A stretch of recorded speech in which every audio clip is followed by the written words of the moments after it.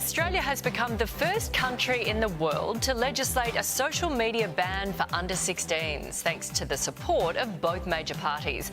The new laws apply to age-restricted social media platforms: TikTok, Facebook, Snapchat, Instagram, X and Reddit. They aim to prevent Australians under the age of 16 from logging in or having social accounts. The move has generated global headlines, with the world watching us to see what happens next. For their take, let's bring in the host of Triple M Night Shift, Luke Boner, and commentator Kath Webber. Good morning. Morning. Luke, there is no doubt the majority of parents in this country support this. But the big question is, how is it going to work? Yeah, how's it going to be policed? And that's the question that all my listeners have been calling in with for weeks now. How are you going to police this? If you're going to put maybe a fine of $50 million on a social media platform that breaks the rules, what are you going to do? Are they going to pay the $50 million? And what are you going to do if they don't? I mean, we can't get these people to pay full freight tax, let alone pay a $50 million fine. So I don't know what the consequences are if they break the rules. And are you a little bit concerned that where there's a will, there's a way?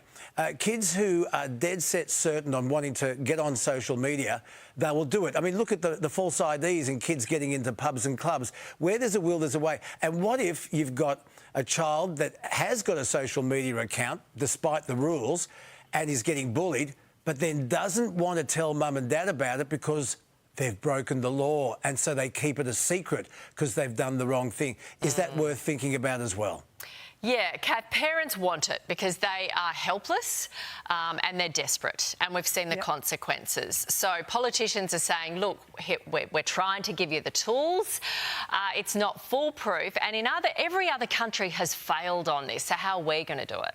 Look, I'm actually optimistic about it. I think that the big tech needs a push. This is a conversation happening in every language, in every country, in every house around the world, right? But they still haven't done anything about it. If you start threatening their income and then, you know, there's legislation and a fine, then I don't think they haven't been working on this stuff for years in the background. I mean, you've got YouTube Kids. You've got now all of a sudden Insta teen reels. Like, they can do the work and they are innovative. There's smart people in those places. So it's in their interest if they come up with something, really talking to adolescents about what they want, then it could potentially grow a new platform. So I think it's, you know, I would hope now, I'll be interested to see what they come up with. They've been working on it in the background for sure. Yeah, but how do you make them accountable? Well, if you whack a $50 million fine on them and they say I'm not paying it, what are you going to do? But this is the thing. I don't think in any world in a year's time all kids under 16 are going to be off social media. Where there's a will, there's a way. Oh, of course, and you know, and it's good that the parents and the kids aren't going to be, you know, held accountable or anything like that. But it's pushing back on big tech. Like, I do think they've got things, like I said, Insta teen reels, where you can provide, you know, restricted access, or you're restricting who can follow them, or they get asked whether you can be followed. Little things that they've got a lot of tricks up their sleeves that they're just not doing because it works for them to have advertisers pulling in money.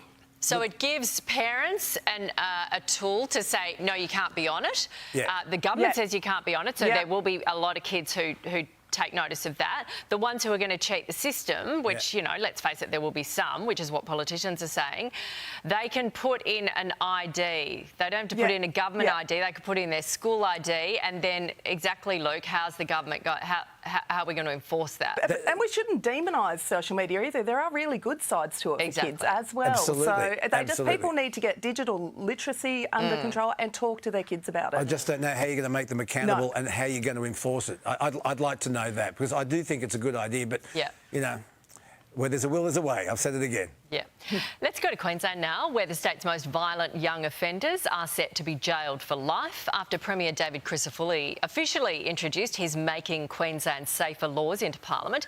But the move has sparked heated debate, with the state's Human Rights Commissioner saying the legislation reflects a society that has lost its way. Kath, you're right there. Yeah. What do you think of these laws? Look, I think he had no other option as Premier. This is ridiculous now. Everyone is scared. It's happening. Everyone almost has a personal story. Like, it's been out of control for years. The one thing I'm interested in is prevention and rehabilitation more so. I think he had to do it. The public's sick of it. That's what politics is, you know, perception. But he did say in there, so there's a week consultation. It's very short. I would encourage private providers, community groups to get involved. There's amazing people who are rehabilitating, and these kids have not had an easy start in life. So if we can rehabilitate, that's better off for the budget, for prison systems and for everything else. And there's a place on the Gold Coast that's done, like they've got like this enormous success rate. It can be done. Yeah. Yeah, and you've got this sort of two sides of it. People who've been, robbed and their families injured, they don't care about that side of it, do you? But you've got advocates, you've got lawyers saying increased penalties do not deter them. And research shows that punishment and jail actually increase crime. But that's what the people in Queensland, that's what they wanted, Luke. Yeah, that's right. And I get plenty of calls from Queenslanders who sleep with a baseball bat next to their bed. They are terrified and it's out of control. But it's not just Queensland, it is a national problem. I said this ages ago that the Queensland election would be fought on youth crime. It should have been fought on cost of living, should have been fought on the cost of electricity and lots of other issues. But juvenile justice was the main issue, and it is out of control. But it's not just in Queensland. Look at this, front page of the Herald Sun today. A teenage boy facing 57 charges over an alleged crime spree involving car thefts, several home invasions, the torching of a stolen car. He's been bailed. Yeah. Now, that's in Victoria. Listen, there's a bloke that I know called Bob Davis. He runs a boot camp called Hard Yakka. I've spoken to him 3 times and it's on my podcast. You want to hear this bloke? He has a military background. He has a 96% success rate. And guess what?